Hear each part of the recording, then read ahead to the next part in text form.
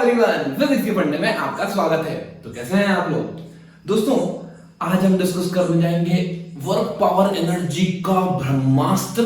हम डिस्कस करेंगे work energy theorem को डिटेल में। उसके पहले हम देख लेते हैं पोटेंशियल एनर्जी, और जो भी हमने काम की चीज अभी तक पढ़ी है उसको एक बार। चलिए, तो हमने पढ़ा है potential energy. Potential energy basically reference पे डिपेंड करती है, ठीक है, और पोटेंशियल एनर्जी का डिफरेंस रेफरेंस पे डिपेंड नहीं करता, ठीक है। यूजुअली हम जो फॉर्मूला लिखते हैं वो mgh लिखते हैं। मतलब अगर मैं अर्थ से दूर लेके जाऊंगा तो पोटेंशियल एनर्जी बढ़ेगी, और टुवर्ड्स द अर्थ लेके जाऊंगा तो पोटेंशियल एनर्जी घटेगी। अब इसको एक चीज या एक तरीके से ऐसे याद कर सकते हैं कि अगर कोई प्रोसेस अपने आप हो रही है, ध्यान से सुनना बच्चों, अगर कोई प्रोसेस अपने आप हो रही है तो उसमें पोटेंशियल एनर्जी घटेगी, और अगर मैं जबरदस्ती कर रहा हूं तो पोटेंशियल एनर्जी बढ़ेगी, ठीक है। चलिए, मान लो मैंने एक पत्थर को ड्रॉप किया, या पहाड़ पे से कोई पत्थर से रोल करता आ रहा है, क्या वो अपने आप आएगा, या उसको मेरे को पकड़ के खींच के लेके आना पड़ेगा नीचे? अपने आप आएगा। अगर वो अपने आप आ रहा है तो पोटेंशियल एनर्जी क्या होगी? घटेगी। और अगर मेरे को पत्थर को ऊपर फेंकना है तो पोटेंशियल एनर्जी क्या होगी? बढ़ेगी, क्योंकि मेरे को उसमें मेहनत करनी पड़ेगी। आया? सिंपल तरीका है। चलिए, उसके बाद हमने देखा था कि पोटेंशियल एनर्जी और फोर्स में relation, force equals to minus del U by del R, ठीक है। उसके बाद हमने देखा था work done by internal conservative forces और चेंज इन पोटेंशियल एनर्जी में अंतर, right. Negative of the change in potential energy is equals to the work done by internal conservative force. चलिए, ठीक है, अब ध्यान देखिए, यहां पर एक चीज आपको इंपॉर्टेंट नोट करनी वो ये है कि अगर मैं वर्क डन बाय स्प्रिंग निकालूं, ये हम डिस्कस कर चुके हैं लास्ट क्लास में। Work done bye spring, work done bye spring आता है माइनस हाफ की एक्स स्क्वायर, या फिर ऐसे भी लिख सकते हैं इसको माइनस हाफ के x final square minus x initial square. और एक्स क्या है? लेंथ नहीं है, ये है इलॉन्गेशन। क्या है? इलॉन्गेशन। नेचुरल लेंथ छोड़ के कितना इलॉन्गेट या कंप्रेस हुआ है वो लेंथ है एक्स, ठीक है। अच्छा, अगर मुझे पोटेंशियल एनर्जी लिखना हो, ठीक है, ये ग्राउंड फ्रेम की बात चल रही है, अभी इनर्शियल फ्रेम की बात चल रही है, तो वर्क डन आता है नेगेटिव। नेगेटिव का मल्टीप्लाई अगर मैं यहां कर दूंगा तो पोटेंशियल एनर्जी स्प्रिंग की क्या आ जाएगी बच्चों? पोटेंशियल एनर्जी स्प्रिंग की आ जाती है प्लस हाफ की एक्स स्क्वायर, या फिर इसको मैं ऐसा लिख सकता हूं हाफ के x final square minus x initial square. Clear? तो हमारे पास दो तरह की पोटेंशियल एनर्जी हो गई, एक होगी ग्रेविटेशनल पोटेंशियल एनर्जी और एक होगी स्प्रिंग पोटेंशियल एनर्जी, जो हमें इस चैप्टर में पढ़ना है, मेन फोकस करना है। ठीक, चलिए, अब अगर मैं आपको एलटीक्यू से पोटेंशियल एनर्जी निकालना सिखाऊं तो क्या होता है? जैसे मान लीजिए मैंने लिया केस 1, यहां पे एक बॉल है जो इस रेफरेंस लाइन से h हाइट ऊपर है, m मास की बॉल। अब इसका पोटेंशियल एनर्जी कितना होगा? इसकी पोटेंशियल एनर्जी mgh। क्लियर? चलिए, बॉल की जगह अगर मैंने एक चेन ले ली, चेन मान लो या रॉड मान लो, कुछ भी मान लो, चेन या रॉड कुछ भी मान सकते हैं आप, जो हॉरिजॉन्टली रखी हुई है ऐसे, ठीक। अब हम क्या करते हैं कि अगर कंटिन्यूअस मास डिस्ट्रीब्यूशन होता है तो हम इंटीग्रेट करके निकालते हैं। आपको पता है कि अगर लॉन्ग रॉड है या चेन है या कोई ऐसा सिस्टम है, रिंग वगैरह है, तो उसमें इंटीग्रेट करना पड़ता है हमको, राइट? डायरेक्ट नहीं निकाल सकते। अच्छा, लेकिन हमने डिस्ट्रीब्यूशन ऑफ मास बहुत अच्छे से समझ रखा है रिजिड बॉडी डायनामिक्स में। अगर आपको नहीं आता तो एक बार वो वीडियो जरूर देख लेना, बहुत ज्यादा इंपॉर्टेंट है वो, आगे 12th में भी बहुत काम आता है, ठीक है। चलिए, एक काम करते हैं, अगर इस चेन का मास m, लेंथ l लूं और हाइट तो h रखता हूं ना, हाइट यहां से h। एक चीज मुझे समझ में आती है कि यार सेंटर ऑफ मास कॉन्सेप्ट भी पढ़ रखा है मैंने। अगर मैं इस मास का सेंटर मान लूं यहां पे, तो क्या इसकी पोटेंशियल एनर्जी क्या mgh हो जाएगी? mgh होगी। और अगर नहीं, अगर मान लो नहीं, तो अपन एक काम कर सकते हैं कि एक छोटा सा एलिमेंट लो, उसका मास बोलो dm, इसकी छोटी सी पोटेंशियल एनर्जी हो जाएगी dm into g into height कितनी h, ठीक है। टोटल पोटेंशियल एनर्जी के लिए क्या मुझे इंटीग्रेट करना पड़ेगा? अब इंटीग्रेशन में जो जो कांस्टेंट है बाहर निकालने, तो भाई एच हर मास के लिए DM DM DM DM DM जितने भी मास लूंगा मैं सबके लिए एच कांस्टेंट है, जी तो बचपन से ही कांस्टेंट है, तो जीएच बार इंटीग्रेशन डीएम कितना हो गया एम, तो मेरा आंसर आ गया एमजीएच। मतलब ये आंसर और ये आंसर सेम आ रहा है, कोई वेरिएशन नहीं आ रहा। वेरिएशन कहाँ आएगा ध्यान देगा, अगर मान लीजिए मेरी रॉड ऐसे होती है वर्टिकल एच हाइट की, अब क्या होता, अब पोटेंशियल एनर्जी में डायरेक्ट नहीं लिख सकता था। अब मैं एक आसान तरीका बताता हूं और एक जनरल तरीका बताता हूं। आसान तरीका ऐसा है कि यार मुझे पता है सेंटर ऑफ मास मतलब ऐसा पॉइंट ढूंढो जहां पे पूरी बॉडी का मास रख सकता हूं। क्या अज्यूम कर लो कि ये रॉड नहीं है, पॉइंट मास जो कि यहां पर रखा हुआ सेंटर, उस सेंटर की डिस्टेंस कितनी होगी रेफरेंस से, ये रेफरेंस लाइन है, इसकी डिस्टेंस होगी h/2, तो मेरा आंसर कितना आ जाना चाहिए mg × h/2, खत्म, पोटेंशियल सिंपल mg × h/2। ठीक बात, चलो तो ये तो हमारी हो गई आसान मेथड। अब कन्वेंशनल मेथड देख लेते हैं जो यूजुअली लोग करते हैं। क्या करते हैं, मान लो x डिस्टेंस पे या y डिस्टेंस पे जाके एक छोटा सा एलिमेंट मान लिया मैंने dy का, ठीक, इस छोटे से एलिमेंट का मास कितना होगा, छोटा सा मास होगा dm, छोटा सा मास होगा dm, राइट, ओके। अब क्या करेंगे, तो छोटी सी पोटेंशियल एनर्जी, छोटा सा mass into g into perpendicular distance y, तो ये क्या y, ये y किसकी डिस्टेंस है, dm मास की, dm मास की डिस्टेंस कहां से, रेफरेंस से, इंटीग्रेट कर दे, कहां से कहां तक, y 0 से लेके l तक, y कहां से कहां तक वेरी करेगा, 0 से l तक। अच्छा, क्या इस बार y वेरिएबल है कांस्टेंट है, वेरिएबल है, you can not take it out of the integration, ठीक है। चलो तो ये इंटीग्रेशन के अंदर रहेगा, इसका मतलब यहां पे हो जाएगा मेरा g integration y into dm। अब dm निकालने के लिए आपको यूनिटरी मेथड आना चाहिए, distribution of mass over the length आना चाहिए, ठीक है। मैं एक बार आपको समझा देता हूं कैसे निकालते हैं। बेसिकली मान लीजिए अगर m मास की रॉड है और l लेंथ है, ठीक है, तो ये मास के पूरी लेंथ पे डिस्ट्रीब्यूटेड है। सो l लेंथ पे कितना मास डिस्ट्रीब्यूटेड है, m मास। यूनिट लेंथ पे कितना होगा, यूनिट लेंथ पे होगा m/l। अगर मैं dx लेंथ पूछो, एक छोटी सी लेंथ कंसीडर कर लेता हूं, मैं बोलता हूं यार इतनी सी लेंथ पे कितना मास होगा dx लेंथ पे, तो dx लेंथ पे होगा m/l इनटू dx, ठीक है। ये यूनिटरी मेथड आपने बचपन से सीख रखी है कि अगर मान लीजिए 10 एप्पल 30 रुपए के, तो एक एप्पल कितने का होगा, एक एप्पल विल बी 30/10, 3 रुपीस, ठीक है। अगर वो पूछे 2 एप्पल्स कितने होंगे, so 2 apple will be 30/10 into 2 apple, so मेरा आंसर आएगा 3 × 2 6, डायरेक्ट वही लगाया मैंने। टोटल लेंथ, टोटल मास, ठीक है, l लेंथ पे m मास, यूनिट लेंथ पे m/l, dx लेंथ पे m/l इनटू dx।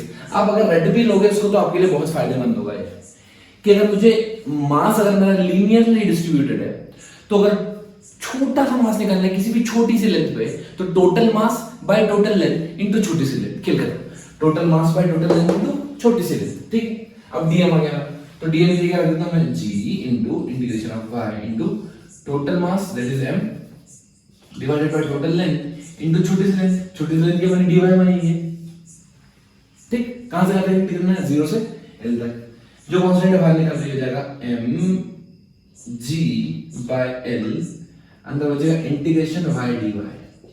अभी x dx क्या होता है, x²/2, x to the power 1 + 1 divided by 1 + 1, तो ये जाएगा y²/2, ये जाएगा mg/l इनटू y²/2।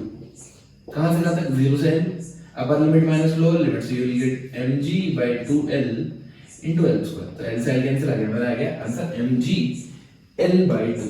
और अपन ने डायरेक्ट भी कॉमन सेंस से यही निकाल लेना है mg/l/2, l मतलब h माना है उसको, ऐसा। चलिए अब एक केस होता है ऐसा कि मान लो यार ये लेंथ ऐसी है, l लेंथ, ध्यान से देखना बच्चों, कितनी लेंथ है, l लेंथ, ठीक, इंक्लाइंड है और ये एंगल थीटा है, ठीक। तो अब क्या करता, यार मुझे पता है कि जो ग्रेविटेशनल पोटेंशियल एनर्जी होती है वो सिर्फ हाइट पर डिपेंड करती है, वो क्या पे डिपेंड करती है, हाइट पर डिपेंड करती है। इसका मतलब मुझे सिर्फ यहां से यहां तक की इफेक्टिव हाइट चाहिए, ठीक है, और सेंटर ऑफ मास चाहिए। सेंटर ऑफ मास का मान लो यहां, तो मेरा आंसर कितना जाएगा mg इंटू h/2। इसको मैंने मान लिया h, mg इंटू h/2। अब h को l के टर्म्स में कैसे लिखेंगे ध्यान से देखना, ये l है, ये थीटा है, the component which is close to theta is always cos theta, तो ये जाएगा l cos थीटा और ये हो जाएगा l sin थीटा। तो मेरा आंसर आएगा mg into l/2 sin theta, this is the answer. तो अब पोटेंशियल एनर्जी आ गई उस इंक्लाइंड रॉड की, ठीक है। दूसरा तरीका क्या है मेरे पास, दूसरा तरीका है मेरे पास कि इसको y डिस्टेंस पे जाके फिर से छोटा सा एलिमेंट में ब्रेक करो dy, ठीक है, और फिर इंटीग्रेट करो, तो आंसर यही आना है जो लॉजिक से है सेम, ठीक है।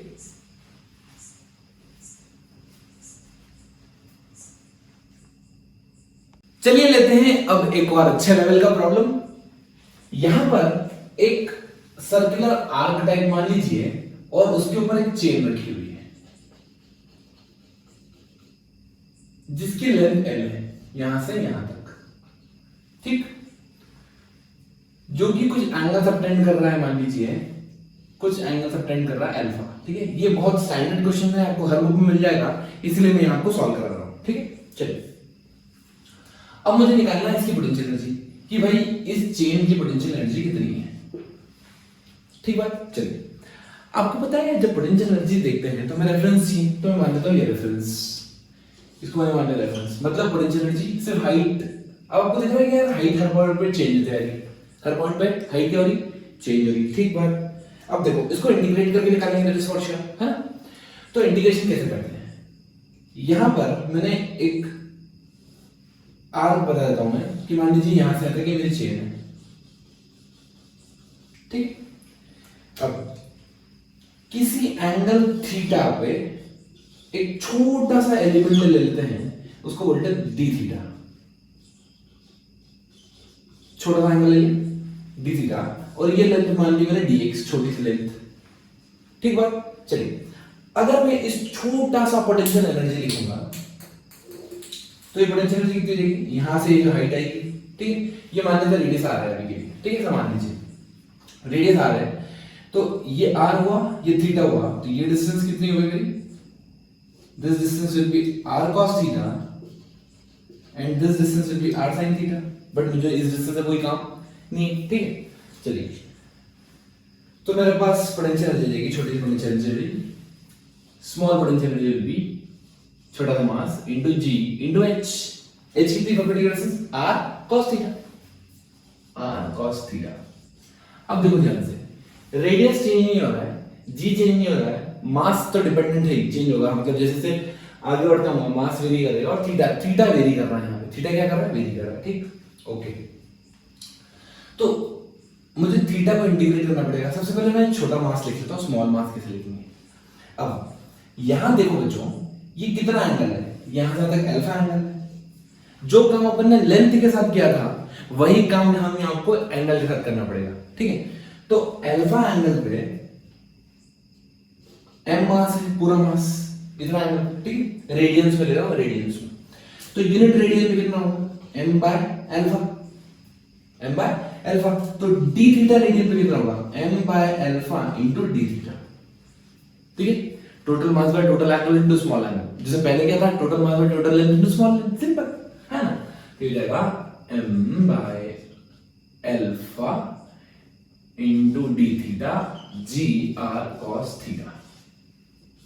अब इंटीग्रेट कर दीजिए दोनों साइड, जैसे मैं दोनों साइड इंटीग्रेट करूंगा मुझे क्या लगाना पड़ेगा, mg बाय अल्फा, ये तो कांस्टेंट है, बाहर निकाल लो, अंदर क्या था cos theta d theta, integration of cos theta d theta, कहां से कहां तक इंटीग्रेट करना, देखो सबसे पहले मैं ये छोटा एलिमेंट लूंगा ये, फिर ऐसे ऐसे ऐसे ऐसे ऐसे लास्ट एलिमेंट ये लूंगा, तो मुझे इंटीग्रेशन करना पड़ेगा, वो कहां से कहां तक, जीरो, यहां पे एंगल कितना बन रहा है, जीरो है ना। जब ये वाला एलिमेंट यहां पे होगा तो ये एंगल थीटा कितना हो जाएगा, जीरो, और जब ये यहां पे होगा तो कितना होगा, अल्फा। तो जो थीटा इक्वल्स टू 0 से अल्फा तक इंटीग्रेट करना है, 0 टू अल्फा, ठीक है। इंटीग्रेशन ऑफ cos थीटा कितना होगा, sin थीटा, तो जाएगा mg by alpha into sin theta, r छूट गया मेरा, तो मैं आर ऊपर लिखता हूँ एम जी साइन थीटा, कहां से कहां तक, from 0 to alpha. So I got the answer M G R sine alpha by alpha. ठीक, अब देखो मुझे प्रॉब्लम में आर गिवन भी था, ये मैंने माना रेडियस, लेंथ तो गिवन थी ना, तो मैं लगाता हूं angle equals to arc upon radius, angle equals to arc length by radius, right. So R की जगह मैं क्या लिख सकता हूं, एल बाय अल्फा, तो ये जाएगा एम जी, आर की जगह क्या जाएगा, L by alpha into sine alpha और डिवाइडेड बाय अल्फा चली जाए। ठीक है, तो ये आ गया आपकी पोटेंशियल एनर्जी का एक्सप्रेशन। क्लियर, चलिए अब देखते हैं अगला एलटीक्यू। हमने इक्विलिब्रियम पढ़ा था और टाइप्स ऑफ इक्विलिब्रियम देखे थे, हमने 3 तरह के इक्विलिब्रियम देखे थे, स्टेबल, अनस्टेबल और न्यूट्रल इक्विलिब्रियम, राइट। चलिए तो उसी को बेस्ड क्वेश्चन करते हैं। यहाँ पर पोटेंशियल एनर्जी दर की मान लीजिए a by R square minus B by R. ठीक है, इक्वेशन है वो यार a and b are positive constants, a b क्या है, पॉजिटिव कांस्टेंट है। ठीक, अब वो बोल रहे हैं कि find a point where the particle is in equilibrium, पहली क्वेश्चन। दूसरा क्वेश्चन वो पूछ रहे हैं find the type of equilibrium, कि कौन सा इक्विलिब्रियम होगा। ठीक, अब एक्चुअली में अगर वो डायरेक्ट सेकंड क्वेश्चन पूछते, ध्यान सुनना, अगर वो डायरेक्ट सेकंड पूछते find the type of equilibrium, तब भी मुझे चेक करना पड़ता whether that point is having equilibrium और नॉट। भाई टाइप ऑफ इक्विलिब्रियम तो तब निकालेंगे ना जब वो एक्चुअली इक्विलिब्रियम में होगा, तो सबसे पहले मुझे चेक लगाना पड़ता है कि इक्विलिब्रियम है कि नहीं। इक्विलिब्रियम के लिए मतलब फोर्स 0 होना चाहिए या फिर del U by del R 0 होना चाहिए। ठीक है, पार्शियल डिफरेंशिएशन करेंगे। अब ये कितना हो जाएगा, u a r to the power minus 2 minus b r to the power minus 1। ठीक है, अब इसको डिफरेंशिएट करो, del by del r del by del r del by del r, ये हो जाएगा r to the power minus 2 power बाहर आ जाएगी तो हो जाएगा minus 2 a to the power minus 2 minus 1, right, power कम हो जाती है। ठीक, ये हो जाएगा माइनस b बाहर माइनस 1 बाहर, r to the power minus 1 minus 2, ये आ गया मेरे पास, ये एक्सप्रेशन आ गया। क्या आएगा, ये आ गया फोर्स का। अभी इक्विलिब्रियम के लिए फोर्स क्या होना चाहिए, 0, इसको 0 पुट कर दो तो ये जाएगा 2a by r cube equals to b by r square, r cube. Clear, तो r की वैल्यू कितनी आ गई, ये क्यूब से cube cancel, 2a by b, this is the value of r। इस पोजीशन पर इक्विलिब्रियम एग्जिस्ट करेगा। ठीक, अब मुझे अगर टाइप ऑफ इक्विलिब्रियम निकालना होता है तो बेसिकली हम डबल डिफरेंशिएशन करते हैं, याद है कल हमने किया था। अगर मुझे टाइप ऑफ इक्विलिब्रियम निकालना है तो मुझे डबल डिफरेंशिएट करके पुट करना पड़ेगा, तो मैं कर रहा हूं उसको डबल डिफरेंशिएशन, चेक लगा रहा हूं मैं, right, whether the equilibrium is stable, unstable और न्यूट्रल। अब यहां पर इसको फिर ये ऑलरेडी डिफरेंशिएटेड है, इसको एक बार और डिफरेंशिएट करो तो ये जाएगा -3 into -2 plus 6a r to the power -4, है ना। डिफरेंशिएशन आता है ना आपको, तो -3 r बाहर आ जाता है और पावर एक और कम हो जाती है, तो -3 से एक और कम हो गई तो -4। सिमिलरली ये माइनस माइनस कितना है प्लस, लेकिन ये ऊपर आएगा उतर के तो जाएगा -2b into r to the power -3। Clear, चलिए अब वैल्यू पुट कर दीजिए यहां पर, ये हो जाएगा मेरा 2/r³ कॉमन निकाल लो, 2/r³ क्या हमने कॉमन निकाल लिया, तो यहां क्या बचा, अंदर यहां बचा a/r minus b, 3a/r 3a/r minus 2b, 2 तो बाहर निकल गया तो -b। ठीक, अब जैसे मैं आगे वैल्यू पुट करता हूं, यहाँ पे आगे वैल्यू क्या है 2a/b, तो जाएगा 2/r³ 3a divided by 2a/b minus b, तो ये तो हो गया a से कैंसिल, 3/2 माइनस 1 क्या 1, 3/2 मतलब 1.5, 1.5 माइनस 1.5, इसका मतलब मेरा आंसर आ गया 0.5। ठीक है, तो ये जाएगा 2/r³ into 1/b, by two, 1/2 B.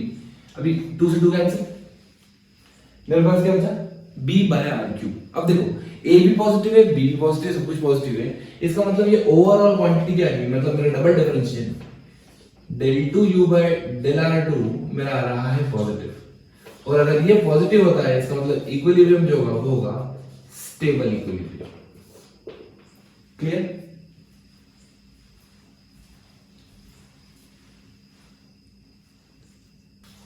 तो आइए दोस्तों अब देखेंगे हम वर्क एनर्जी थ्योरम और उस पे बेस्ड बहुत सारे न्यूमेरिकल्स। तो शुरू करते हैं वन बाय वन। हमें पता है कि वर्क एनर्जी थ्योरम बहुत ही इंपॉर्टेंट थ्योरम है।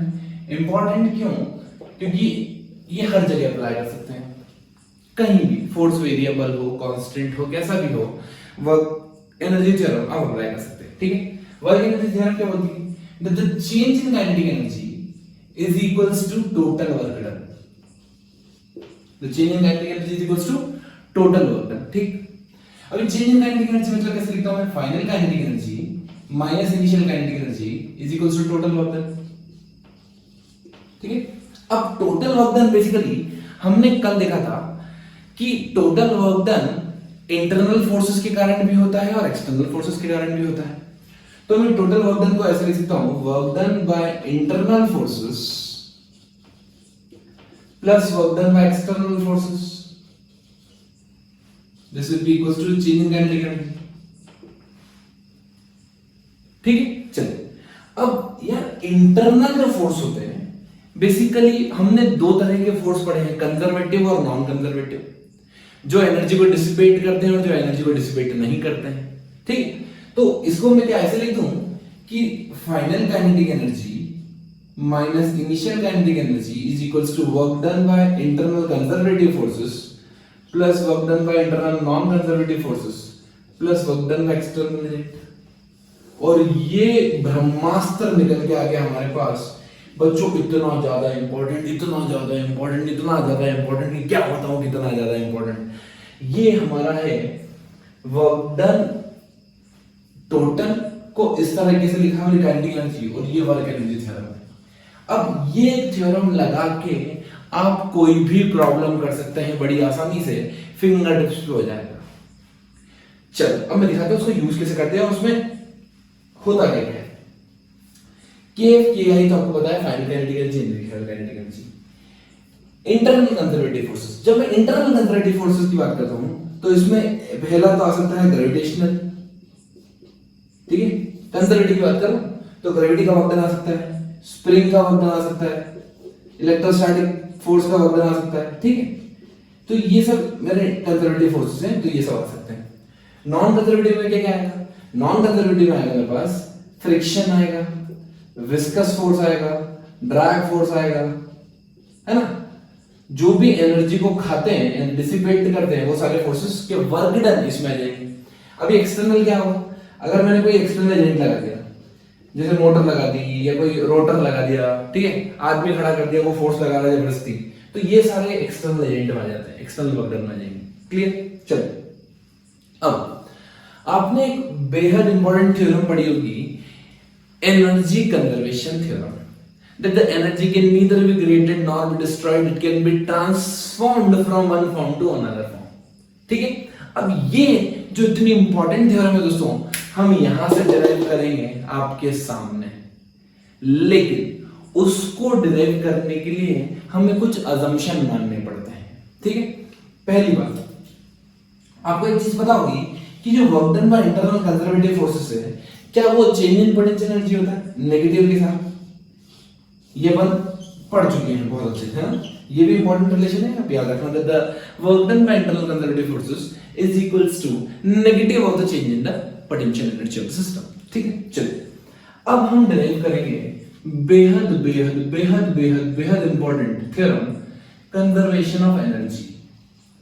आप सभी को पता है ये क्या होता है कि द टोटल एनर्जी क्या होती है, कंजर्व होती है, लेकिन मैं इसको इससे डिराइव करूंगा और आपको समझ में भी आ जाएगा कि हाँ, मैं एनर्जी कंजर्वेशन कहां कहां पे लगा सकता हूं और कहां कहां पे नहीं लगा सकता। ध्यान देखिए, मैं पहला असम्पशन मानता हूं, assumption number 1, that the external work done should be zero. बाहरी आदमी का कोई वर्क नहीं होना चाहिए, वाइब्रेशन वगैरह का कोई वर्क नहीं होना चाहिए, ठीक है। दूसरी कंडीशन, ठीक है, work done by internal non conservative forces zero, मतलब लॉस मेरा कहीं भी नहीं होना चाहिए, लॉस जीरो होना चाहिए। ये मैं कंडीशन अगर मैं मानता हूं तभी मैं एनर्जी कंजर्वेशन लगा सकता हूं, अदरवाइज मैं एनर्जी कंजर्वेशन प्रिंसिपल नहीं लगा सकता। इसका मतलब जिस भी प्रॉब्लम में फ्रिक्शन वगैरह आ जाए आप एनर्जी कंजर्वेशन नहीं लगा सकते, आपको ब्रह्मास्त्र ही लगाना पड़ेगा, वर्क एनर्जी थ्योरम, और ये कहीं भी लगा सकते हो बेझिझक बेरोक टोक के आगे बढ़ते हैं उसको लगाते। ध्यान से देखना। तो मेरे पास क्या बचा, मेरे पास तो छोटा सा बचा कि final kinetic energy minus initial kinetic energy equals to work done by internal conservative force. क्यों? क्योंकि मैंने ये दोनों तो जीरो मान लिया, ये भी जीरो मान लिया, ये भी जीरो मान लिया। अच्छा, work done by internal conservative forces, क्या मैं negative of the potential energy लिख सकता हूं? So work done final kinetic energy minus initial kinetic energy equals to negative of the change in potential energy. इसका मतलब negative of final potential energy minus initial potential energy equals to minus final plus initial potential energy that equals to kf minus ki। Clear? आप देखो, इसको इधर ले जाओ और इसको इधर ले जाओ, नेगेटिव टर्म्स को ऑपोजिट साइड डायरेक्शन में ले जाओ, तो हो जाएगा kf plus uf is equals to ki plus ui। अब काइनेटिक एनर्जी और पोटेंशियल एनर्जी होता क्या है? The sum of the kinetic energy and potential energy is called as mechanical energy। क्या बोलते हैं बच्चों? काइनेटिक एनर्जी और पोटेंशियल एनर्जी के सम को हम मैकेनिकल एनर्जी बोलते हैं। अब पोटेंशियल एनर्जी कुछ भी हो सकती है, स्प्रिंग के कारण भी हो सकती है, ग्रेविटेशन के कारण भी हो सकती है, सब दोनों के कारण भी हो सकती है, लेकिन इसका और kinetic energy of the body का अगर मैंने सम कर दिया तो मैं उसको बोलता हूं मैकेनिकल एनर्जी, राइट। इसका मतलब mechanical energy at final point is equals to the mechanical energy at initial point। और यही तो मेरी एनर्जी कंजर्वेशन है। The energy can neither be created nor be destroyed, it can be transformed from another point to from one body to another body। आइए बच्चों, अब देखते हैं verification of conservation of mechanical energy कि जो हमने पढ़ा अभी तक वो सही है या नहीं और कितने हद तक सही है, ठीक है। चलिए, तो ये जो टॉपिक है ये आपके बोर्ड पॉइंट ऑफ व्यू से भी इंपॉर्टेंट है और इसके ऊपर न्यूमेरिकल्स बहुत सारे बनते हैं, वो हम देखेंगे कॉम्पिटिटिव पॉइंट ऑफ व्यू से न्यूमेरिकल्स भी। चलिए, मैं मान लेता हूं कि एक बॉडी है, m मास की बॉडी है, जिसको मैंने ड्रॉप कर दिया, मतलब इनिशियल वेलोसिटी कितनी है? 0, ठीक है। कितने हाइट से ड्रॉप किया? मैंने मान लिया कि मैंने इसको, इस पॉइंट को मैंने मान लिया रेफरेंस। क्या मान लेता हूं मैं? ग्राउंड मानता हूं, रेफरेंस मानता हूं, ठीक। अब ध्यान से देखिए, अगर मैंने इसको रेफरेंस मान लिया और यहां से मैं इसकी टोटल हाइट कितनी मान लेता हूं? h, इधर से इधर तक एक सेंटर पॉइंट मान लेता हूं। यहां पे सेंटर या कोई भी जरूरी सेंटर का ही मान सकते हो आप, रैंडम मान लीजिए। एक distance y from the top, मैंने यहां से मान लिया इसको m मास इधर, ठीक है। और एक पॉइंट कंसीडर किया मैंने just before hitting the ground, just before hitting the ground. ये पॉइंट मैंने नाम दे दिया a, ये नाम दे देते हैं B, ये नाम दे देते हैं C, ठीक है। चलिए, अब हमको ये देखना है कि mechanical energy conservation law hold true होता है या नहीं होता, ठीक है। इसका मतलब I want to confirm that the potential energy at A plus kinetic energy at A must be equals to the potential energy at B plus kinetic energy at B must be equals to the potential energy at C plus kinetic energy of this at C। ये मुझे check करना है whether it is valid or not। Clear? चलिए, अब हम एक काम करते हैं, हम यहां पे काइनेटिक एनर्जी निकालते हैं। मुझे पता है इस पॉइंट पे बॉडी का रेस्ट पे मैं ड्रॉप कर रहा हूं, उसको ड्रॉप कर रहा हूं, मतलब काइनेटिक एनर्जी कितनी होगी? 0, ठीक है। पोटेंशियल एनर्जी कितनी होगी? पोटेंशियल एनर्जी होगी mgh, क्लियर।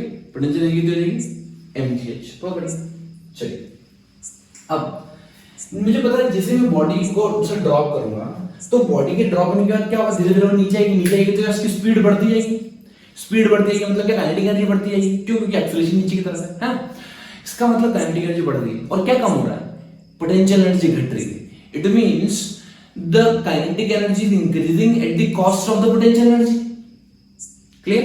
चलिए, तो मैं मान लेता हूं कि यहां पे कोई स्पीड होगी v1 और यहां पे मैं स्पीड मान लेता हूं कैपिटल V, ठीक है। इंटरमीडिएट स्पीड में मान ली v1 और just before hitting the ground में मान ली स्पीड कैपिटल V, ठीक। चलो, अब अगर मैं यहां पे काइनेटिक एनर्जी लिखता तो काइनेटिक एनर्जी होती है हाफ m v1 स्क्वायर और पोटेंशियल एनर्जी कितनी होती? पोटेंशियल एनर्जी ग्राउंड से लेते हैं रेफरेंस। अब ये हाइट कितनी? मुझे पता है टोटल हाइट h है, ये हाइट y है, तो ये हाइट होगी mg h माइनस y। बोलो क्लियर है? ठीक। चलिए, अब मुझे लास्ट पॉइंट सी की बात करना है। यहां पे अगर ये पॉइंट मैंने एकदम रेफरेंस पे माना है तो क्या पोटेंशियल एनर्जी जीरो होती है रेफरेंस की? अगर काइनेटिक एनर्जी की बात करूं तो काइनेटिक एनर्जी की half m into capital V का स्क्वायर। ठीक बात? चलिए, अब हमको प्रूव करना है कि this plus this, this plus this, this plus this, ये का सम इसका सम इसका सम बराबर आता है या नहीं आता। ठीक। चलिए, उसके लिए हमें नॉलेज होना चाहिए काइनेमेटिक्स का।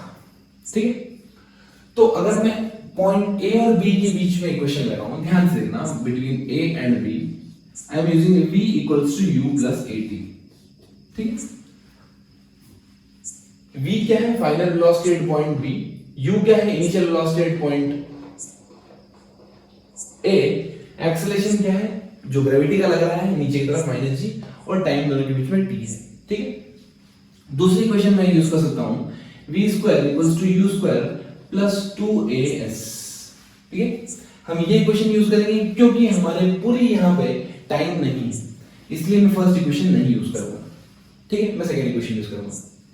अब v स्क्वायर मतलब इस पॉइंट पे स्क्वायर कितनी स्पीड v1, तो v1 स्क्वायर इक्वल्स टू यहां पे कितना है 0 प्लस 2, एक्सेलरेशन कितना है?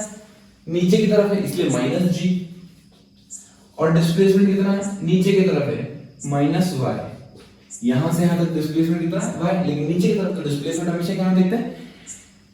वेक्टर क्वांटिटी है तो साइन के साथ लिखते हैं। ठीक है, तो मेरा हो जाएगा v1 स्क्वायर की वैल्यू आ गई मेरे पास 2gy। v1 स्क्वायर कितना है मेरे पास? 2gy। अच्छा, इसका मतलब अगर मैं इन दोनों की बात करूं और इन दोनों की बात करूं तो ये कितना हो जाएगा? ए पॉइंट पे तो मेरा आंसर आ गया mgh, mgh प्लस 0 mgh। अब इन दोनों को ऐड करते हैं, mgh minus y, mgh minus y, ठीक, mgh minus mgy plus half m v1 square plus half m v1 square. अभी v1 की वैल्यू यहां से पुट करता हूं, v1 स्क्वायर की वैल्यू कितनी? 2gy, तो ये जाएगा mgh minus mgy plus half into m into 2g into y। अभी 2 से 2 कैंसिल, ये माइनस mgy है, ये प्लस mgy है, तो ये भी कैंसिल हो गया, मेरा आंसर आ गया mgh। इसका मतलब टोटल एनर्जी इस पे और टोटल एनर्जी इस पे सेम है। ठीक है, चलो थर्ड पॉइंट और वेरीफाई कर लेते हैं। थर्ड पॉइंट क्या है? Potential energy plus kinetic energy 0 plus half m capital V square. ठीक है, अब मुझे इसकी वैल्यू निकालनी है, फिर हम काइनेटिक्स के पास चलेंगे। You know that v square equals to u square plus 2as। अब किसी भी दो पॉइंट के बीच में लगा लो, या तो a और c के बीच में लगा लो या b और c के बीच में लगा लो। इजी वो होता है जहां पे 0 हो, तो a और c के बीच में लगाना है। तो यहाँ पे a और c के बीच में हम लगाते हैं अगर, तो जाएगा v square equals to u square plus 2as। Final velocity कितनी? कैपिटल V, इनिशियल कितनी? 0, एक्सेलरेशन कितना? माइनस g, डिस्प्लेसमेंट कितना है? यहां से यहां तक डिस्प्लेसमेंट क्या? माइनस h, तो ये जाएगा माइनस h। कितना हो गया? 2gh। v स्क्वायर की वैल्यू कितनी है? 2gh। v स्क्वायर की वैल्यू वहां पुट कर देते हैं, तो ये हो जाएगा मेरे पास half m into 2g capital h। 2 से 2 कैंसिल, मेरा आंसर आ गया mgh। तो आपको दिख रहा है कि हर पॉइंट पे टोटल मैकेनिकल एनर्जी हमेशा कंजर्व्ड है। और यही बहुत इंपॉर्टेंट पॉइंट है बच्चों, जब भी कोई एक्सटर्नल वर्क डन ना हो, जब भी कोई डिसिपेटिव फोर्स ना हो, जब भी कोई इंटरनल नॉन कंजर्वेटिव फोर्स ना हो, तब एनर्जी कंजर्व्ड होती है। Sum of the potential energy plus kinetic energy at any point throughout the motion, ये पॉइंट कहीं भी ले सकते हो। हर बार काइनेटिक एनर्जी और पोटेंशियल एनर्जी का सम हमेशा कांस्टेंट होगा, मैकेनिकल एनर्जी हमेशा कांस्टेंट होगी। और यही मेरी कंजर्वेशन ऑफ मैकेनिकल एनर्जी से बोलती है। हो क्या रहा है, एनर्जी एक फॉर्म से दूसरे फॉर्म में ट्रांसफर हो रही है। यहां पर हाइट थी तो मैकेनिकल एनर्जी थी, मैकेनिकल एनर्जी बोलो तो पोटेंशियल एनर्जी थी, और पोटेंशियल एनर्जी कम होते होते मेरी काइनेटिक एनर्जी बढ़ने लग गई। क्लियर?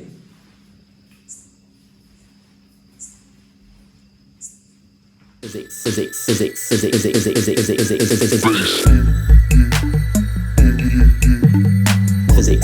के फंडे, फिजिक्स के फंडे।